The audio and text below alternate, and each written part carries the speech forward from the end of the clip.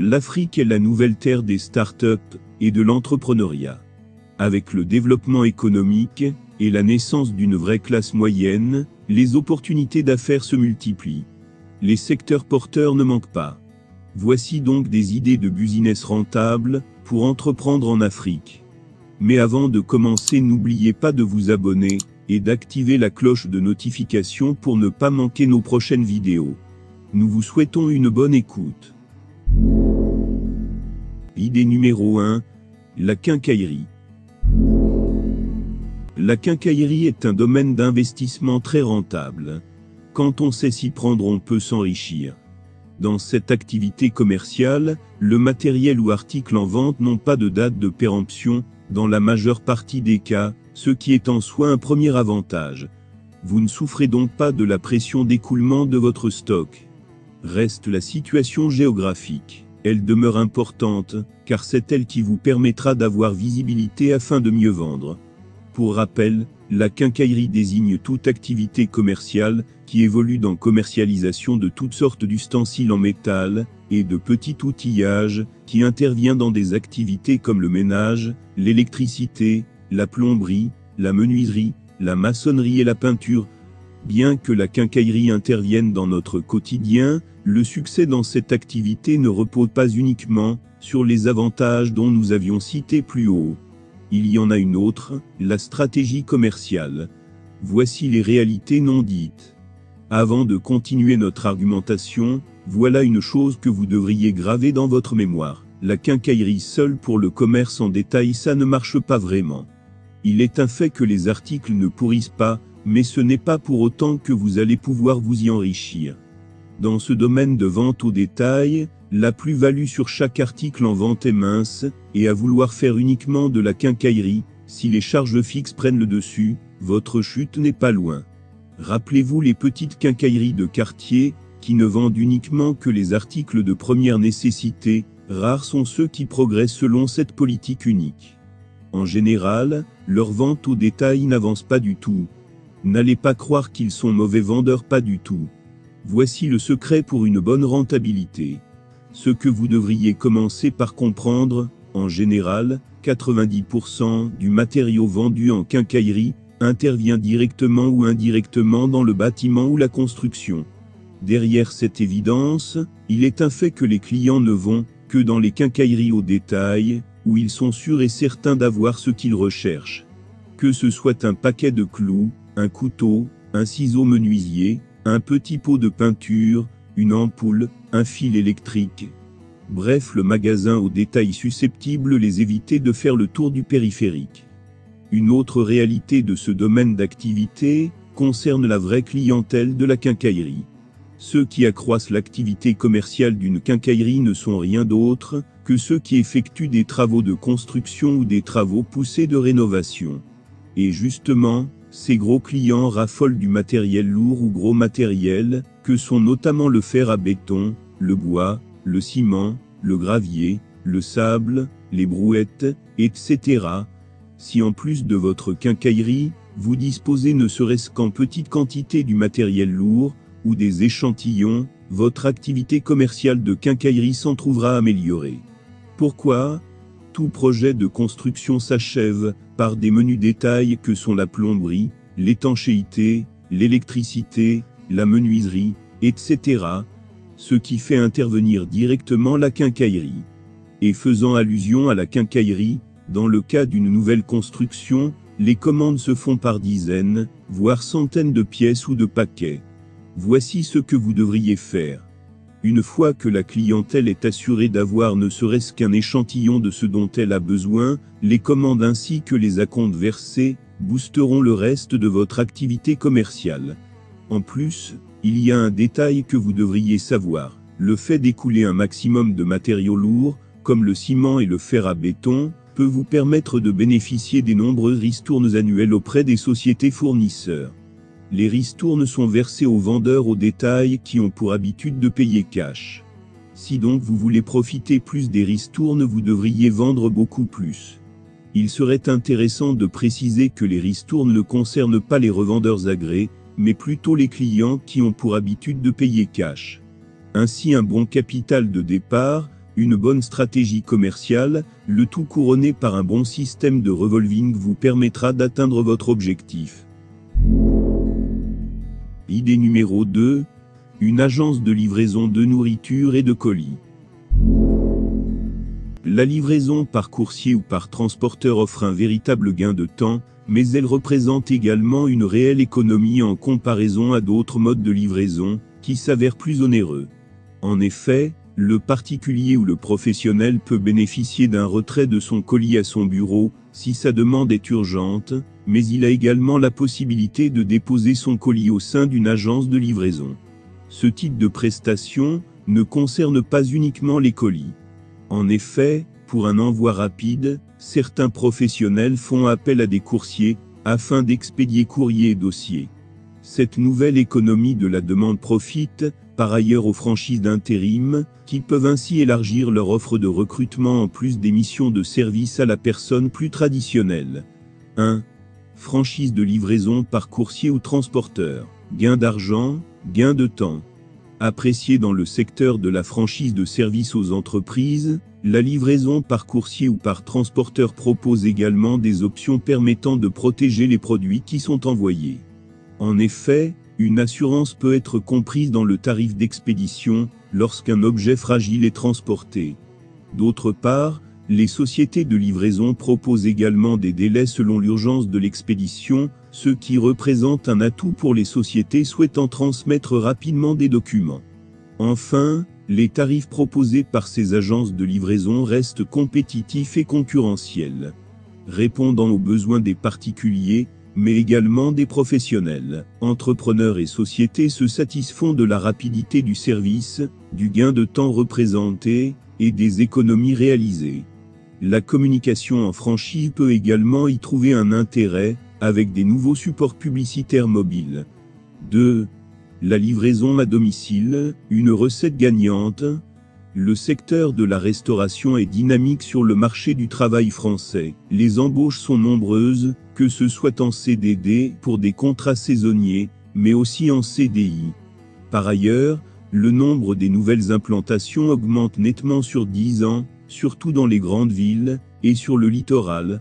Ces données prouvent que la restauration est un secteur porteur, où l'investissement est souhaitable, même s'il est vrai que les chiffres d'affaires connaissent dans ce secteur une légère stagnation depuis quelques années. Mais il s'agit d'un chiffre d'affaires global pour l'ensemble du secteur. Les moyennes ont tendance à cacher une réalité, celle des différences entre les types d'enseignes et les types de restauration. En effet, certains concepts de restauration fonctionnent très bien, et en particulier, les exploitations en franchise, qui comptent plus de 250 réseaux en 2013. Les franchises en question sont très différentes, et leur spectre va de la gastronomie à la restauration rapide.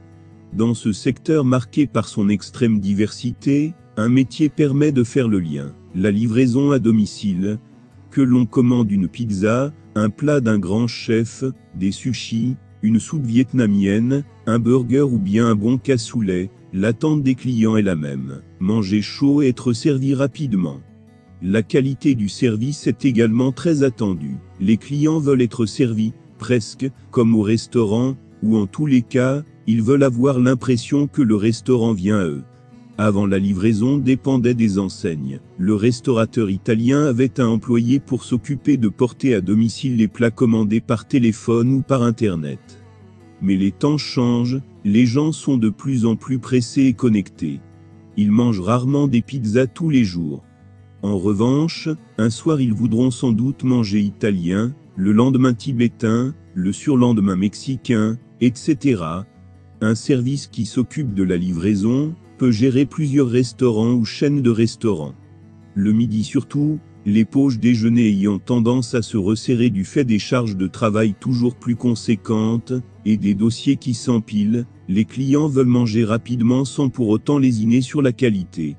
La livraison à domicile, ou sur le lieu de travail, connaît donc pour cette raison un vrai boom. Les clés du succès sont donc à trouver du côté de la rapidité de la livraison, de la qualité du service, et de la transversalité. Il vaut mieux proposer de livrer différentes enseignes qu'une seule, et si possible des enseignes correspondant à des types de cuisine et des gammes de prix différentes. Certains clients mettront enfin un point d'honneur à choisir un service de livraison à domicile, ou sur le lieu de travail qui respectera l'environnement. Ce qui implique une livraison via des moyens de transport propres, voitures et scooters électriques ou écocarburants, et des emballages recyclables plutôt que le tout plastique. Idée numéro 3. Ouverture d'un pressing. Vous souhaitez ouvrir un pressing, mais vous ne savez pas comment vous y prendre? Entre les démarches, la recherche de local, l'achat de matériel, ou encore la rédaction du votre business. Créer un pressing n'est pas une chose aisée. Voici quelques conseils pour mener à bien cette opération. Rappelons-le, une étude de marché est une étude de l'environnement de votre future entreprise. Elle permet notamment d'analyser l'offre et la demande. Dans quel but? Tout simplement pour vérifier qu'il existe un besoin non satisfait sur le marché, et mettre en place une stratégie commerciale et marketing adaptée pour le satisfaire. En effet, si vous cernez le profil de vos futurs clients potentiels, et de la concurrence, vous serez plus à même de proposer une offre de service, qui trouvera sa place sur le marché. Réaliser une étude de marché pressing au niveau de la zone d'implantation est donc essentiel. Les pressings proposent des services divers et personnalisés. Nettoyage à sec, défroissage, teinture, repassage, détachage ou encore dégraissage. Il est primordial que vous vous différenciez à tout prix pour vous démarquer de la concurrence. Mais alors, comment faire? 1. Trouver une idée originale. De nombreux professionnels cherchent des concepts modernes et originaux pour attirer davantage de clients. À titre d'exemple, la laverie café ou la laverie web deviennent ultra tendance. Ainsi, la laverie n'est plus seulement un lieu pour prendre soin de son linge, mais elle devient un lieu de travail ou de détente à part entière. Vous pouvez toujours penser à reprendre un pressing, vous gardez la clientèle du gérant précédent. Mais là encore cela a un coût, puisqu'il faudra racheter le fonds de commerce au propriétaire. 2. Le choix du local, pour ouvrir un pressing. Après avoir établi votre étude de marché, vous devez vous focaliser sur la recherche du local. Attention, il est essentiel de prendre au sérieux cette étape. Du choix du local peut dépendre votre réussite. Quelles sont les possibilités qui s'offrent à vous? Vous ferez rapidement face au dilemme de nombreux commerçants. En centre-ville avec une grande visibilité, donc un gain de clients certain, ou excentré, pour des économies de loyer, et plus d'espace. À vous de peser le pour et le contre. Dans le cas du choix d'un lieu à fort passage, il est évident que la recherche de clients ne sera pas votre première préoccupation. Cependant, vous devrez certainement gonfler vos prix pour rentabiliser votre local. Au contraire, vous pourrez vous permettre des prix plus attractifs si vous choisissez d'ouvrir votre pressing dans un lieu moins visible, mais vous aurez peut-être besoin de multiplier les actions commerciales et marketing pour vous faire connaître. Le choix de l'emplacement dépendra également du type de clientèle visée. Un emplacement à proximité de bureaux vous permettra de toucher facilement une clientèle d'affaires. À l'inverse, créer un pressing à proximité d'une zone résidentielle vous permettra d'attirer une clientèle de particuliers. 3. Les besoins humains et matériels, pour ouvrir un pressing. Ouvrir un pressing demande un certain investissement, puisqu'il vous faudra acquérir du matériel professionnel, machines, table à détacher, pistolet de nettoyage, table à repasser, etc. Avant de vous lancer, vous devez impérativement lister l'ensemble du matériel qui vous sera nécessaire, tout en prenant compte de l'espace dont vous bénéficierez. Puis demander des devis auprès de différents fournisseurs, afin de trouver du matériel affichant un bon rapport qualité-prix. Concernant le personnel, il est important de trouver des employés qualifiés. En effet, un professionnel du pressing doit maîtriser des techniques diverses relatives au textile. Au-delà de la formation, préférez une personne avec une forte résistance physique. En effet, les conditions de travail sont assez difficiles. Travail debout, utilisation de produits chimiques. Enfin, est-il nécessaire de préciser qu'il est préférable de choisir une personne agréable, souriante et bienveillante. 4. Établir un plan marketing pour ouvrir un pressing.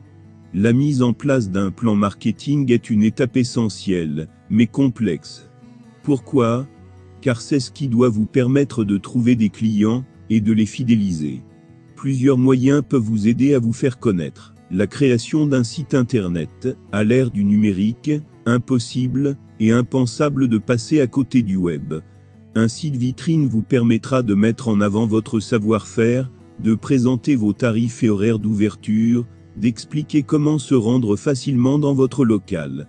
Une présence forte sur les réseaux sociaux, créer des publications et demander à votre entourage et vos clients de les partager. Les moyens marketing traditionnels, laisser des petites annonces, des flyers ou quelques affiches chez les commerçants du coin. Des promotions régulières, créer régulièrement des offres promotionnelles pour remercier vos clients de leur fidélité ou des offres de bienvenue pour attirer de nouveaux clients. 5. Voici comment faire concrètement. D'abord pour les machines, il est conseillé de privilégier les marques allemandes, et vous aurez besoin de 3 machines au moins pour commencer. Une pour lavage simple, une pour lavage à sec, une pour séchage des habits, une sécheuse. Pour un pressing moderne, ce sont les premières consignes. Vous aurez aussi besoin d'une table de repassage, et d'un comptoir, etc. Ensuite avoir un bon gérant, et une bonne caissière. Le gérant fait le lavage et le repassage, il s'occupe du traitement des habits avec les produits nécessaires. La caissière s'occupe de l'achat des produits de qualité et même faire des tests pour un travail bien fait, afin d'attirer la clientèle. Les prix varient selon les lieux et le mode de vie du quartier, où vous installez le pressing. Donc il vous faut une personne d'expérience, quelqu'un qui s'y connaît dans un premier temps même, si après vous souhaitez y mettre un proche, ainsi ce proche pourrait mieux apprendre auprès de ce dernier. Pour le fonctionnement pas compliqué, le prix des machines dépendra des capacités. Aussi s'il s'agit d'une nouvelle machine, ou une seconde main, le mieux c'est de faire une prospection sur différents vendeurs, et une fois à la maison comparer les prix. Idée numéro 3, le e-commerce. Cette idée on en parle énormément.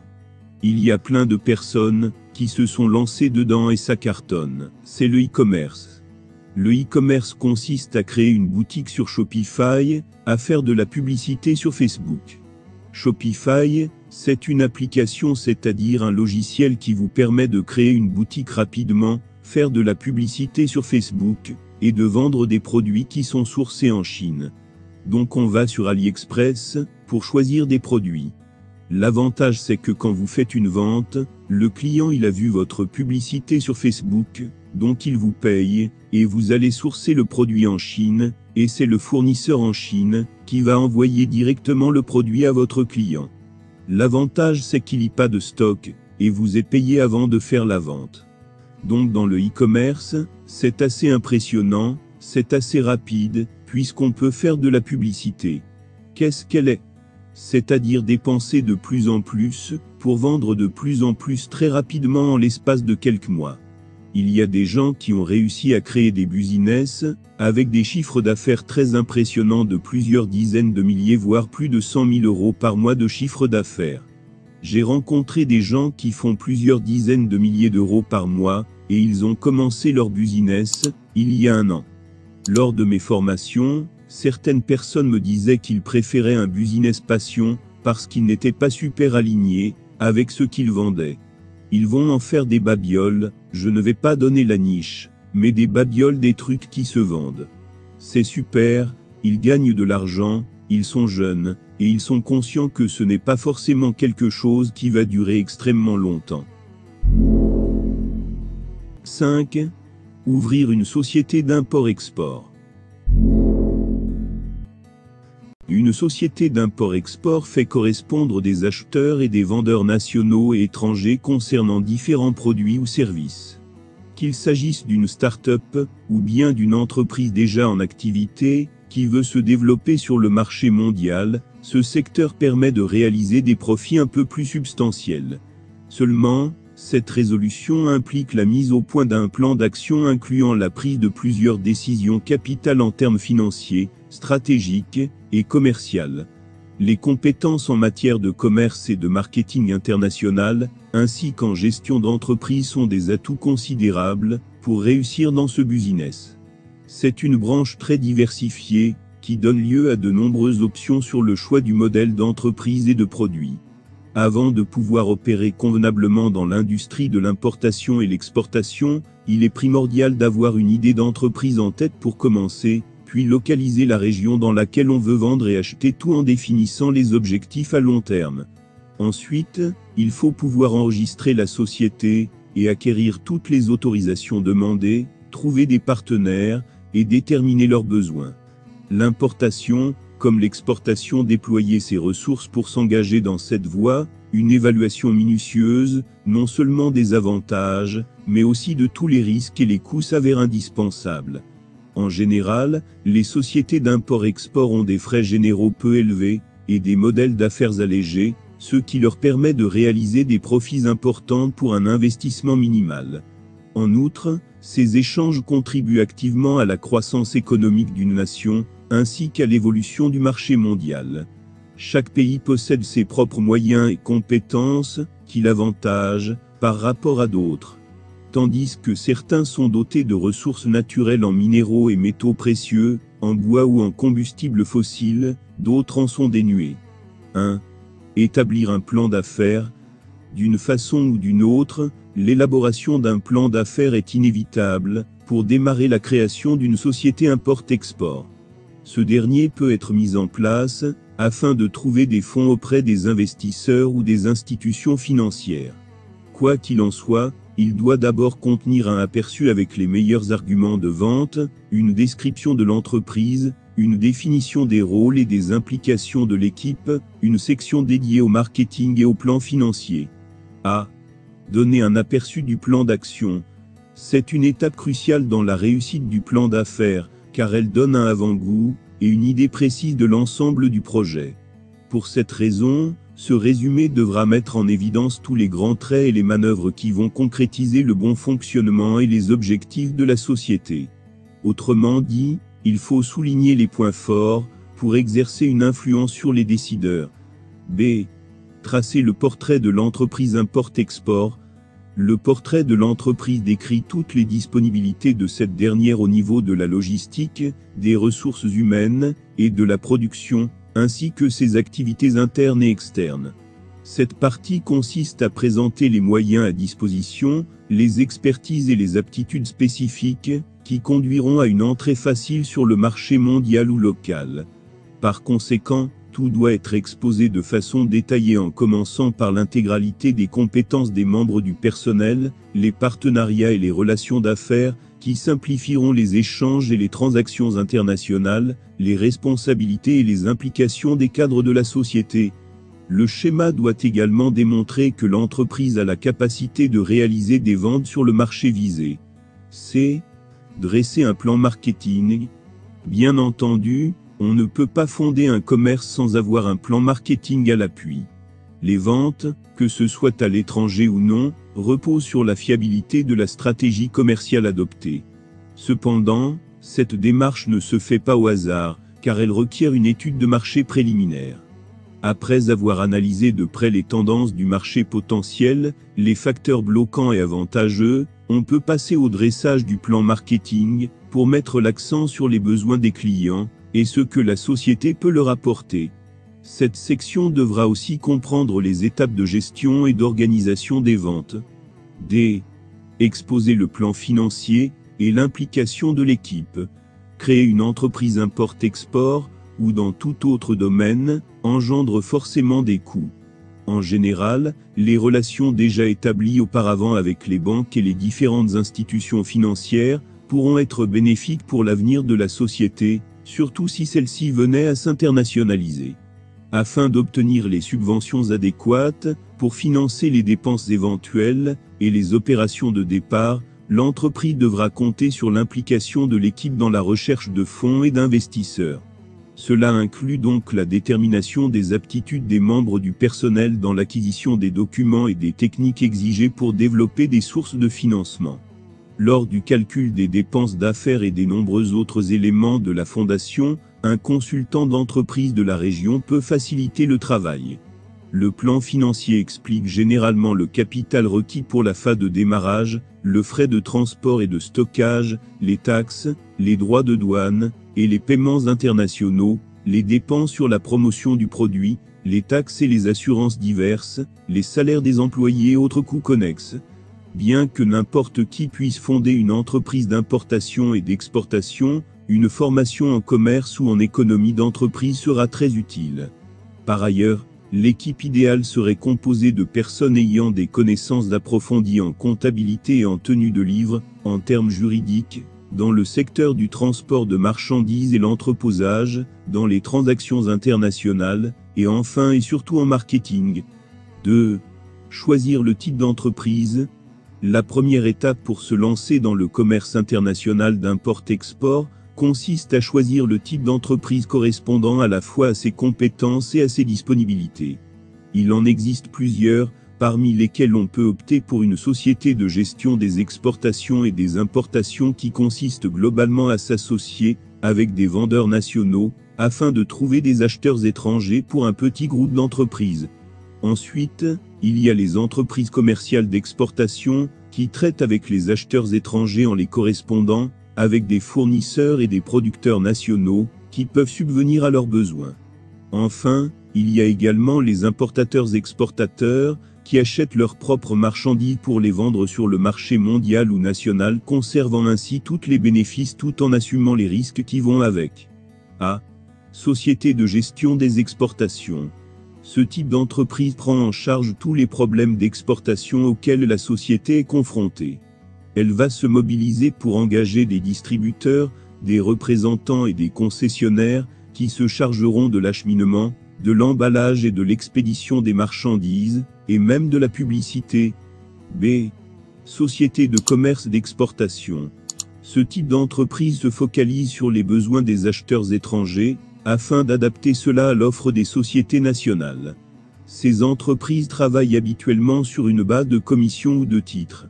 L'activité de ce type d'entreprise consiste à acheter des produits à des fabricants et producteurs nationaux ou étrangers pour ensuite les emballer, les distribuer et les vendre elles-mêmes, afin de capter tous les profits, mais aussi les risques. Ce secteur couvre un marché tellement grand et diversifié, qu'il est possible pour les startups de générer des revenus conséquents en se basant sur un seul cible en vue de renforcer son expertise et son savoir-faire avant d'élargir son horizon. Elles peuvent par exemple se lancer dans l'import-export de produits alimentaires en se concentrant sur un segment de produits pour importer ou exporter des produits hors saison. Une fois que le choix est fait, il faut songer à établir des contacts avec les entreprises locales et étrangères susceptibles de devenir des partenaires commerciaux. Pour ce faire, la société doit débuter une campagne de marketing en déployant toutes les méthodes possibles, comme l'émission d'appels, la vente directe, l'envoi de courriels, l'envoi de support aux responsables des ventes et des achats de toutes les entreprises répertoriées. Après cela, une détermination des demandes et des offres de ces sociétés s'impose, pour découvrir les produits qu'elles exportent, et ceux qu'elles veulent importer ou vice-versa. 3. Enregistrer l'entreprise. L'enregistrement de l'entreprise est obligatoire, et cette étape devra être effectuée lors de la préparation du plan d'affaires. L'objectif est d'obtenir un permis officiel, qui varie selon les biens échangés pour gagner du temps.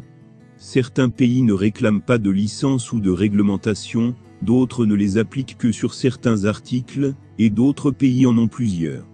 Les restrictions et les limites au niveau de l'exportation et de l'importation varient selon les pays, mais dans la plupart des cas, les biens de consommation de base sans sophistication technologique particulière peuvent être exportés sans licence.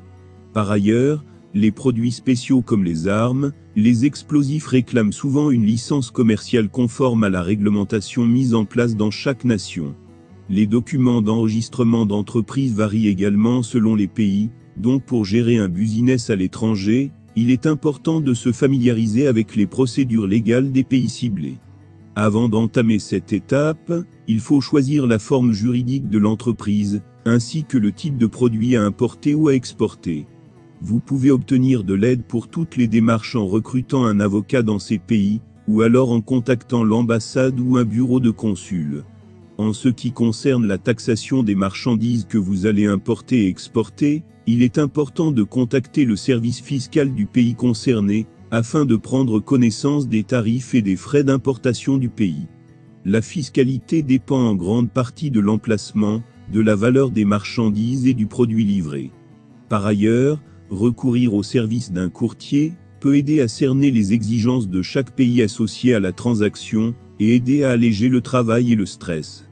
En outre, les courtiers en douane traitent les exigences commerciales, les procédures et les réglementations douanières et tarifaires des pays vers lesquels l'entreprise exporte ou importe. 4. Identifier le canal de distribution du produit. Le produit arrivera sur le marché de différentes manières, et l'entreprise peut vendre directement ou indirectement en faisant appel à un intermédiaire.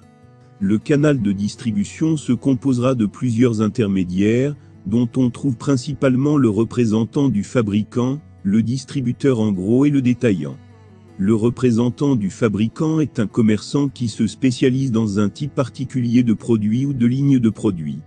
Il procure généralement des services additionnels tels que des services techniques et les services de stockage. Le distributeur en gros est une entreprise qui achète les produits pour les revendre aux détaillants ou à un autre agent pour une distribution ultérieure. À la différence du représentant du fabricant, il ne se spécialise pas uniquement dans un produit spécifique ou une ligne de produits. Le détaillant est le dernier intermédiaire entre le produit et le consommateur final. Par conséquent, si le produit en question n'est pas destiné aux consommateurs finaux, mais qu'il s'agit d'un bien intermédiaire, il n'y a pas de raison de s'intéresser aux détaillants, puisque la chaîne se termine au fabricant. 5.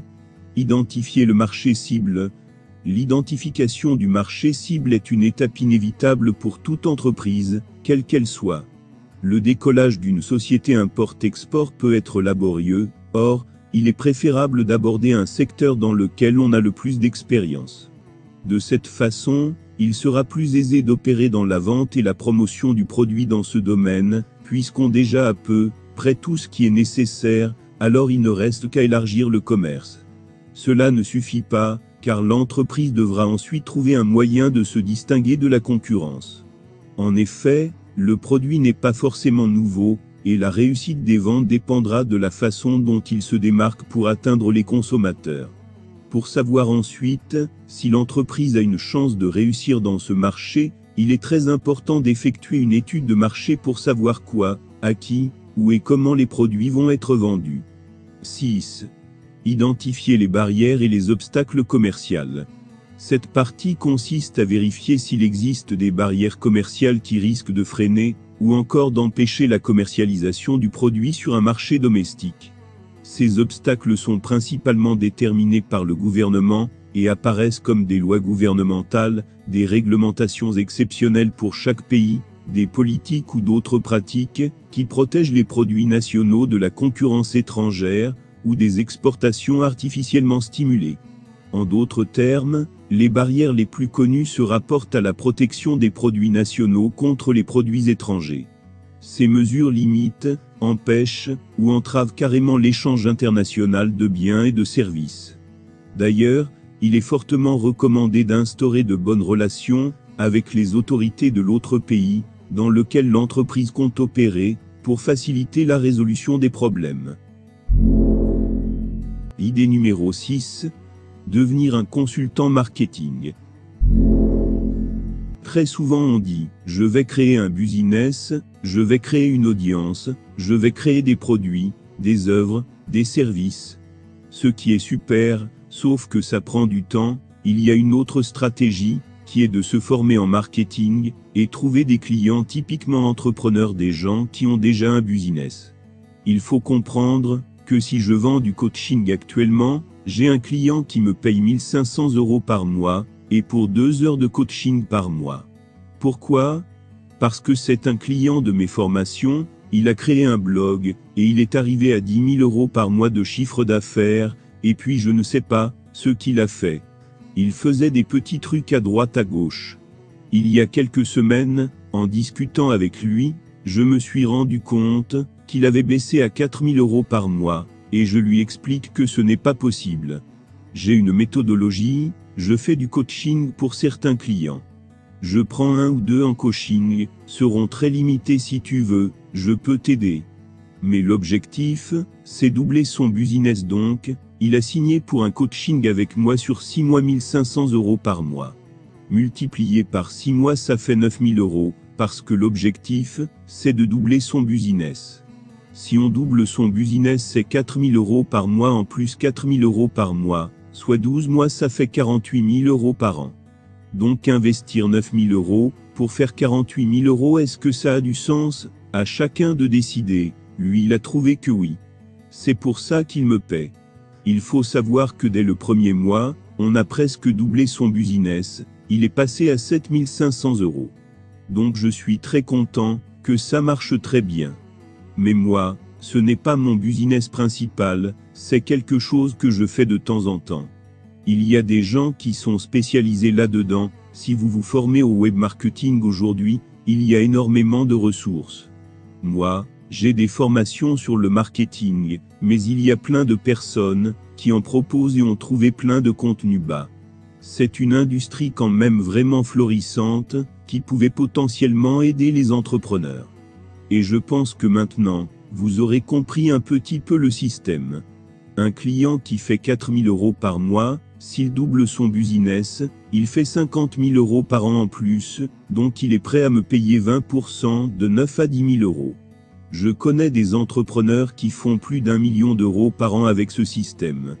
Je connais un consultant marketing qui travaille pour eux, et aujourd'hui il y a plusieurs clients qui font 1 million voire plusieurs millions par an, et du coup lui-même, il fait presque 1 million par an juste en coachant 2 à 5 clients. Le consultant marketing est un super business, c'est assez méconnu, et c'est pour ça que j'en parle dans ce livre. C'est une super idée de business, vous pouvez commencer petit, et vous trouvez des gens qui sont déjà entrepreneurs. Moi au début j'ai commencé mon coaching, avec 1 500 €, aujourd'hui c'est 9 000 €, demain ce sera certainement plus cher, puis ça dépend également du client, de l'effet de levier de son chiffre d'affaires. Mais au fur et à mesure, qu'on gagne en confiance, en expérience, qu'on a des recommandations, plus de clients, on va demander plus, et on va se faire payer plus, et on va faire plus de chiffre d'affaires. Ouvrir une institution de microfinance. Une institution de microfinance accorde des microcrédits, et propose même parfois des solutions d'épargne. On peut alors très vite être tenté de l'assimiler à une banque traditionnelle. Elle en est pourtant très éloignée dans son fonctionnement, surtout lorsqu'elle a un statut d'association, de mutuelle ou de coopérative. 1. Qu'est-ce que la microfinance? On regroupe sous le terme de microfinance tous les produits et services financiers conçus pour un public exclu des circuits bancaires traditionnels.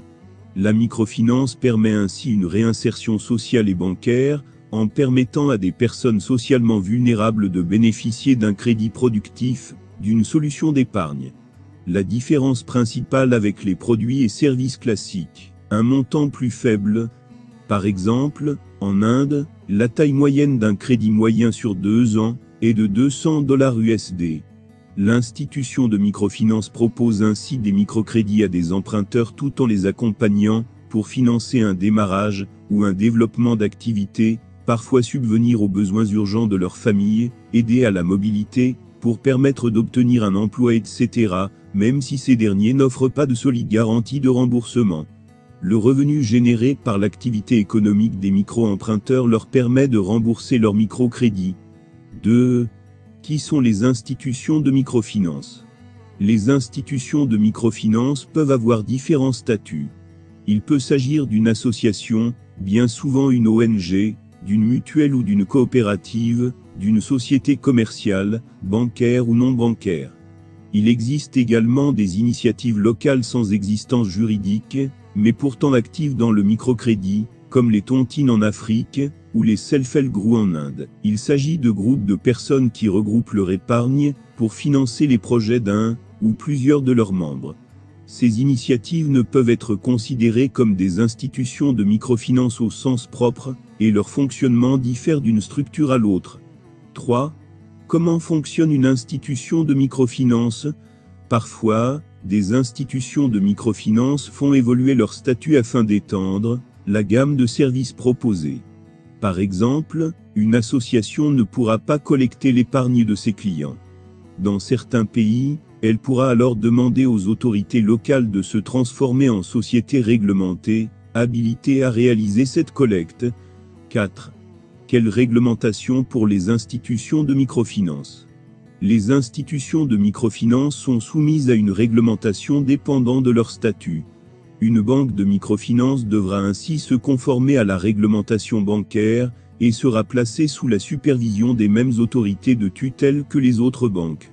Les ONG, mutuelles et coopératives, elles, ne sont pas soumises à cette réglementation, mais certaines sont réglementées par d'autres autorités de tutelle.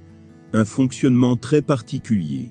Si les institutions de microfinance offrent une solution à l'exclusion bancaire, elles ont aussi un rôle social essentiel, qui impose un fonctionnement différent de celui des institutions bancaires traditionnelles. Les critères d'éligibilité, examinés pour octroyer un crédit, ne s'appuient pas sur la solidité des garanties offertes, salaire, patrimoine, etc., mais sur des critères plus humains. Si bien sûr, la viabilité du projet est examinée dans le cas d'un prêt visant à financer une activité, l'évaluation repose aussi sur des entretiens avec l'emprunteur et pas seulement sur un formulaire. La garantie réelle, exigée par les banques, pour consentir un prêt, peut être remplacée par un mécanisme de solidarité du groupe. Par exemple, dans des mutuelles ou coopératives, chaque emprunteur se porte garant pour les autres au sein d'un groupe de caution solidaire, comme les self-help group. L'institution de microfinance noue une relation de proximité avec les bénéficiaires des microcrédits et garantit un véritable suivi des emprunteurs pour les aider à réussir leurs projets, à gérer leur budget. Ainsi, au-delà des services bancaires proprement dits, l'institution de microfinance peut même proposer des formations au crédit, ou à la gestion d'un budget familial, voire à la constitution de l'épargne dans un objectif pédagogique d'éducation financière. Les modes de remboursement des prêts peuvent être adaptés au public visé, avec par exemple des échéances hebdomadaires. Ces produits sont adaptés au public visé, sans réel équivalent dans le monde bancaire traditionnel. C'est par exemple le cas des crédits de groupe. L'institution de microfinance demande de constituer un groupe d'emprunteurs et accorde un microcrédit groupé. Généralement proposé aux plus pauvres, ces prêts groupés n'exigent aucune garantie, mais reposent sur la solidarité entre les membres du groupe. La garantie est une forme de garantie sociale. Les membres sont engagés vis-à-vis de l'institution de microfinance, mais aussi de leurs co-emprunteurs. 5. Comment les prêts sont-ils octroyés? K. La tontine repose même sur un groupe de membres qui se connaissent tous, et prête. La tontine africaine, pratique ancienne toujours très courante, repose sur l'adhésion individuelle à un groupe, au sein duquel des relations de confiance et de solidarité sont nouées. C'est le lien social qui scelle la relation, et la confiance qui noue le contrat. Dans certains sans intérêt, l'institution de microfinance transpose ce principe informel, mais efficace, en développant une économie solidaire, qui repose toujours sur la confiance. Pour octroyer des microcrédits, les demandes sont examinées par un comité, qui évaluera l'éligibilité de l'emprunteur sur des critères humains et sociaux, motivation, compétences, expérience, etc., autant que sur la viabilité du projet éventuel, et la capacité de remboursement. Une méthode qui fonctionne. En microfinance, le taux moyen de remboursement des crédits avoisine les 97% dans les pays émergents. Parfois, un mécanisme de contrôle est imposé, qui repose sur la pression sociale, comme par exemple, en Bolivie avec un système d'affichage des mauvais payeurs. 6. D'où viennent les fonds des institutions de microfinance? Les sources de financement des institutions de microfinance sont variées, et dépendent en partie de son statut. Ainsi, l'argent prêté sous forme de microcrédit peut provenir des dons et des subventions, en particulier lors de la création de l'institution de microfinance, des dépôts des membres et clients, lorsque l'institution de microfinance est sous la forme de coopérative ou de mutuelle, ou qu'il s'agit d'une banque de microfinance proposant également des produits d'épargne. Des fonds propres de l'institution de microfinance, pour une faible partie. Des crédits accordés par une, ou plusieurs banques partenaires. Des financements d'investisseurs publics, qui viennent souvent des organismes bilatéraux ou multilatéraux, comme la Banque européenne des investissements ou d'investisseurs privés. Direct ou via des fonds d'investissement spécialisés en microfinance, qui font l'intermédiaire entre l'institution de microfinance et des investisseurs à la recherche d'un investissement solidaire et socialement responsable. Ces deux derniers offrent donc des ressources à plus long terme. Investir à la Bourse régionale des valeurs mobilières. La Bourse régionale des valeurs mobilières ou BRVM est une institution financière spécialisée créée le 18 décembre 1996, dont le capital est souscrit par des acteurs économiques régionaux de l'Afrique de l'Ouest. Pour investir à la Bourse régionale des valeurs mobilières, il faudra observer quelques règles. 1. Prendre contact avec un intermédiaire habilité. 2. Ouvrir un compte titre. 3. Choisir le mode de gestion de son portefeuille. 4. Connaître les règles de base. 5. Suivre l'actualité du marché. 6. Investissez en bourse l'argent dont vous n'avez pas besoin au quotidien. 7. Diversifiez votre portefeuille sans vous disperser. 8. N'investissez pas au-delà de vos moyens. 9. Encaissez parfois les plus-values latentes de votre portefeuille. La fonction d'intermédiaire financier habilité est réglementée sur le marché boursier régional de l'Union économique et monétaire ouest-africaine. Il s'agit de SGI, SGO, SGP, SG, etc. Cependant, seules les sociétés de gestion et d'intermédiation ou SGI sont habilitées à faire de la négociation sur les valeurs mobilières cotées à la Bourse régionale des valeurs mobilières. Le choix d'un intermédiaire habilité se fait en fonction de plusieurs facteurs. La gamme des services financiers proposés, la proximité avec votre chargé de compte ou votre gérant de portefeuille, l'importance des informations fournies telles que les analyses périodiques, quotidiennes, hebdomadaires, mensuelles et semestrielles, les publications régulières sur les sociétés cotées, l'accès au portefeuille et les frais de tenue de compte ou de gestion. L'ouverture de compte s'effectue auprès d'intermédiaires habilités. Cette ouverture de compte est matérialisée par la signature d'une convention et d'un formulaire d'ouverture de compte. Vous devez prendre connaissance des conditions tarifaires appliquées. Chaque intermédiaire est libre de fixer ses tarifs, mais les tarifs pratiqués sont homologués par le Conseil régional de l'épargne publique et des marchés financiers, autorité de tutelle du marché. Comment investir à la Bourse régionale des valeurs mobilières? À chaque opération, l'intermédiaire en bourse envoie un avis d'opérer, un document prouvant la bonne exécution de l'ordre. Celui-ci indique le nombre de titres achetés ou vendus, le cours auquel l'ordre a été exécuté, les frais de courtage revenant à l'intermédiaire en bourse, les commissions sur les transactions boursières revenant à la Bourse régionale des valeurs mobilières et au dépositaire central ou banque de règlement, les taxes et le montant net de la transaction. La Bourse régionale des valeurs mobilières opère sur un marché au comptant. L'acheteur devra disposer des espèces avant de procéder à une vente et le vendeur devra disposer des titres avant de procéder à la vente. Un relevé trimestriel indiquant une valorisation du portefeuille, le solde des espèces disponibles, et un état des mouvements financiers, titres et espèces du compte est fourni à l'investisseur. En fin d'année, l'intermédiaire en bourse fournit à la demande de l'investisseur pour ses besoins de déclaration fiscale un état des dividendes encaissés et des plus-values de cession réalisées. Le business de l'affiliation. Si vous ne savez pas comment créer des produits numériques, que vous n'en avez pas l'envie, ou tout simplement pas le temps, vous pouvez créer un business porté sur l'affiliation.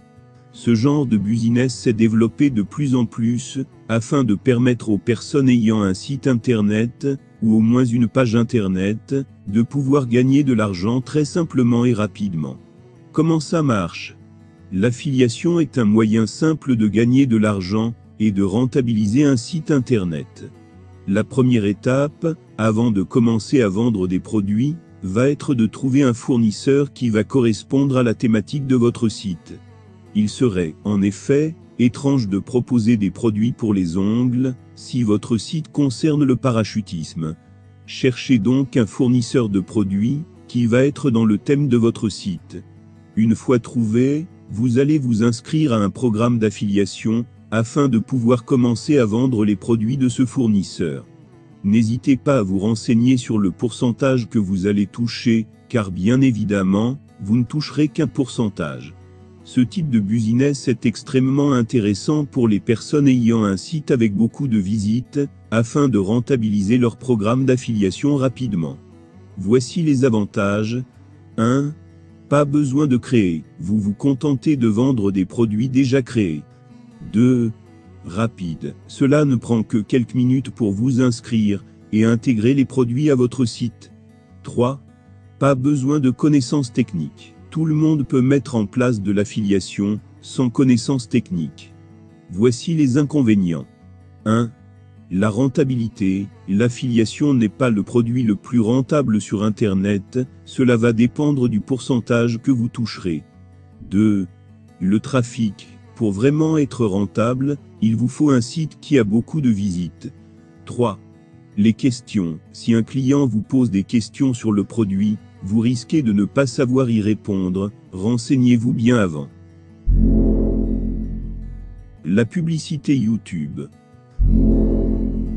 Si vous avez une chaîne YouTube, et que vous avez un nombre intéressant de personnes qui vous suivent, alors utiliser la publicité YouTube pour rentabiliser vos vidéos pourrait s'avérer très intéressant. YouTube a un système qui permet à toute personne qui poste des vidéos de pouvoir gagner de l'argent avec celle-ci, simplement en affichant des publicités. Comment ça marche?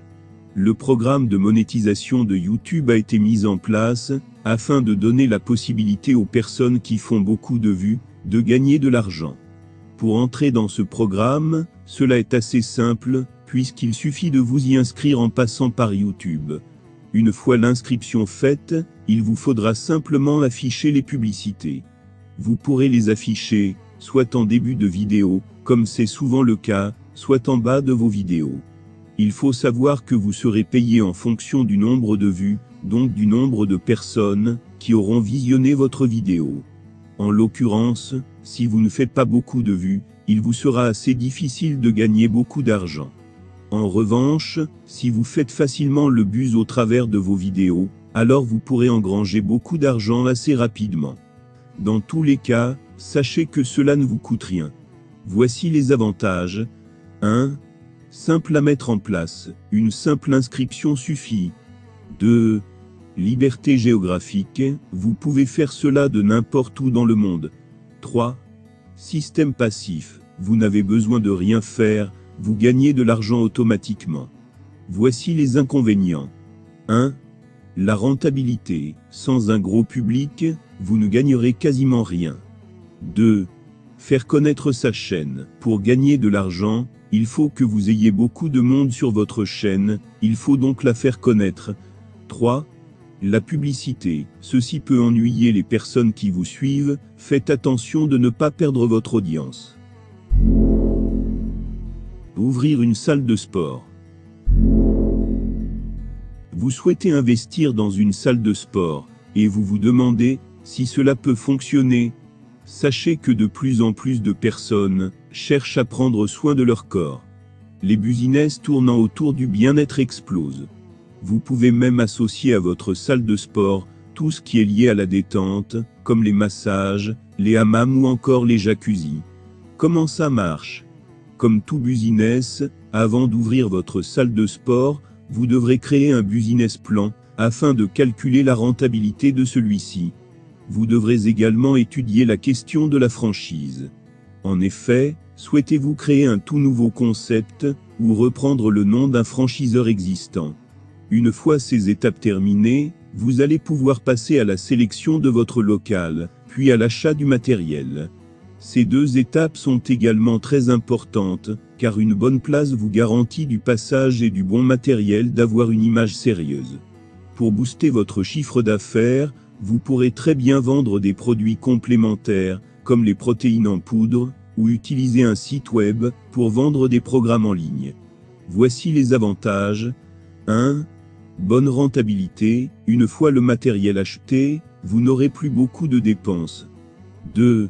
Diversifié. Vous pouvez proposer beaucoup de produits complémentaires. 3. Assez simple. Ce type de business ne demande pas de gestion très lourde en comparaison avec des produits périssables. Voici les inconvénients. 1. L'investissement. L'investissement de départ peut être assez lourd. 2. La concurrence. Vous serez en concurrence avec d'autres salles, il vous faudra donc étudier vos concurrents. 3. Être présent. Il vous faudra être présent sur place, ou embaucher des personnes compétentes. Louer une salle pour les événements. Vous avez une pièce très grande, ou un bâtiment que vous n'utilisez pas réellement. Au lieu de le laisser abandonné, pourquoi ne pas le rentabiliser? Beaucoup de personnes recherchent des endroits où elles peuvent faire la fête. Que ce soit pour un mariage, une communion, une fin d'année scolaire ou autre, ces lieux sont souvent réservés des mois à l'avance. Ce genre de location peut vraiment vous rapporter beaucoup, si vous avez un bien immobilier intéressant d'un point de vue taille et disposition. Plus un bâtiment sera grand, plus il attirera de monde, et si celui-ci dispose d'un parking ou d'un jardin, vous aurez alors un bel argument de vente supplémentaire. Comment ça marche? Rien de bien compliqué, pour mettre en place ce genre de business, il vous suffit simplement d'avoir un bien immobilier assez grand. Le but est de ne faire qu'une seule grande pièce. Pour optimiser votre bien, l'ajout d'une cuisine peut facilement faire la différence. Lors d'événements de ce genre, il y a quasiment tout le temps de la nourriture, et avoir une pièce pour la stocker, voire même pour cuisiner, vous permettra de faciliter la location. Afin d'automatiser la location de votre bien, vous pouvez également passer par des sites de location, ou créer vous-même un site qui permettra aux personnes de réserver automatiquement votre salle, tout en prenant un acompte par exemple. N'hésitez pas à proposer des services supplémentaires, que vous pourrez facturer comme le nettoyage, le service en salle, la décoration, l'ajout d'une sono, etc. Vous augmenterez radicalement la rentabilité de votre bien. Voici les avantages. Recherchez, vous n'aurez pas de difficulté à louer ce type de bien, car il y a toujours quelque chose à fêter. L'ajout de services, le fait de pouvoir ajouter des services, en plus de la location de la salle, vous permet d'augmenter très facilement votre marge.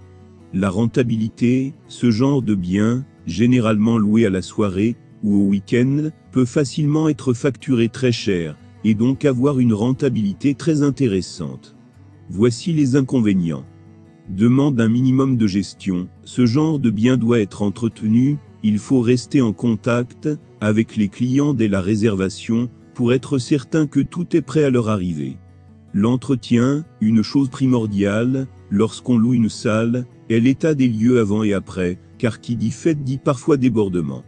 Les normes, lorsqu'on loue un bien pour des soirées, il faut s'assurer que tout est aux normes, électricité, extincteur, issue de secours. Acheter et revendre des biens immobiliers. La pierre est certainement un des investissements les plus sûrs qu'il puisse exister. En période de crise, le fait d'acheter est encore plus intéressant, car vous avez un pouvoir de négociation encore plus important.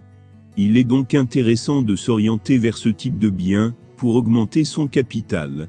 Sans être très difficile, il faut tout de même connaître certains principes, afin d'optimiser votre achat au maximum et ainsi, en tirer un plus gros bénéfice lors de la revente. Comment ça marche?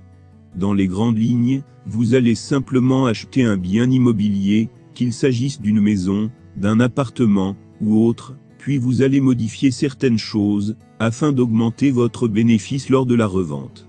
Si vous avez l'âme d'un bricoleur, alors vous allez pouvoir augmenter encore plus vos bénéfices. Vous allez ainsi pouvoir vous orienter vers un bâtiment à retaper, puis le rénover, pour finalement le revendre plus cher par la suite. Afin d'être le plus efficace possible, négociez bien l'achat de votre bien. En effet, le bénéfice se fera de deux façons, à l'achat et à la revente. C'est pourquoi, au mieux vous étudierez les points faibles du bâtiment pour négocier, au plus vous ferez de bénéfices.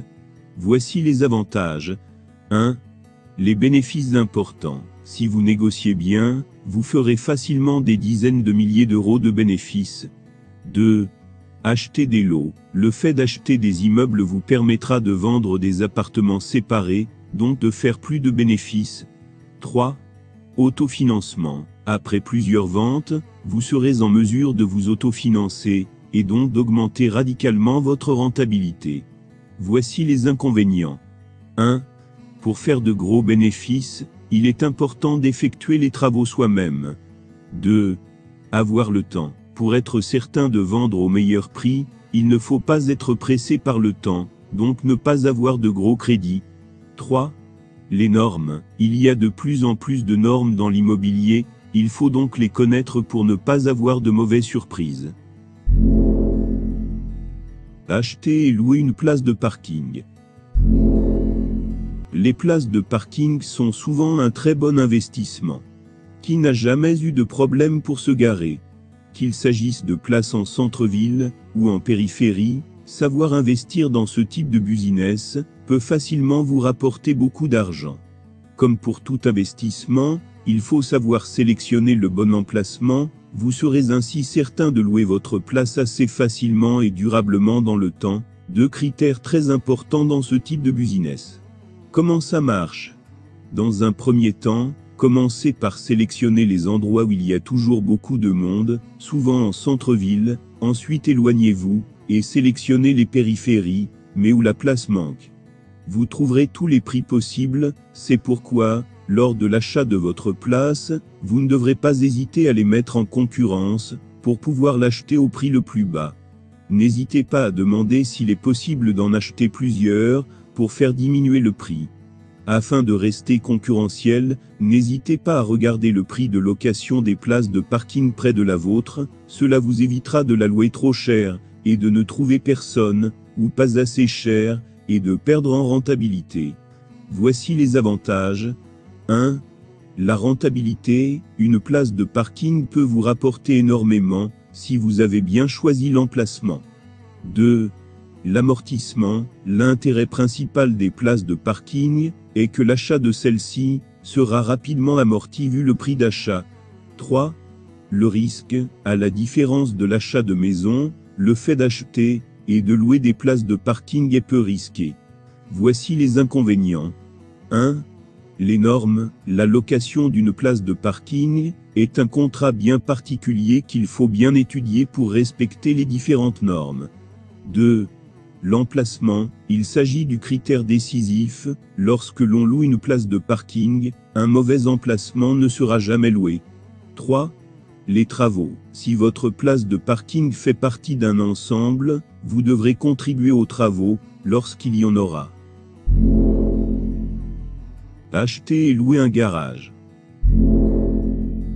Beaucoup de personnes pensent qu'un garage peut uniquement servir à y laisser une voiture, pourtant, il y a de nombreuses autres utilisations qui font de ce bien un investissement qui peut devenir très rentable. Nombreux sont les entrepreneurs dans le bâtiment qui recherchent des locaux pour stocker leur matériel. L'utilisation d'un garage est souvent une option qui permet à ces personnes de ne pas dépenser beaucoup d'argent, tout en ayant un local à disposition. Comment ça marche? Afin de pouvoir louer ce type de bien, vous allez devoir l'acheter.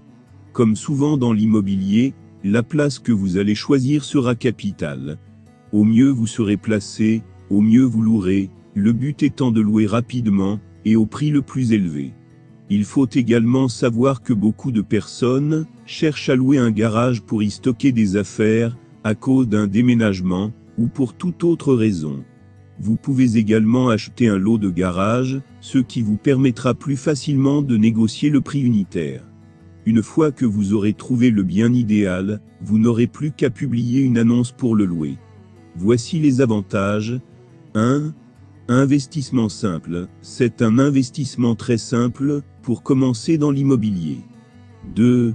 Peu d'entretien. Ce genre d'investissement ne demande aucun entretien, ou quasiment aucun. 3. Prix d'achat peu élevé, un garage ne coûte pas très cher en comparaison à d'autres biens immobiliers. Voici les inconvénients. 1. La rentabilité. Même si cela reste l'un des investissements les plus intéressants en immobilier, les bénéfices restent faibles en comparaison à d'autres business. 2. Trouver le bon emplacement. Cela est décisif dans la location de garage, prenez donc tout votre temps. 3. Les normes. Veillez à ce que votre bien soit toujours aux normes.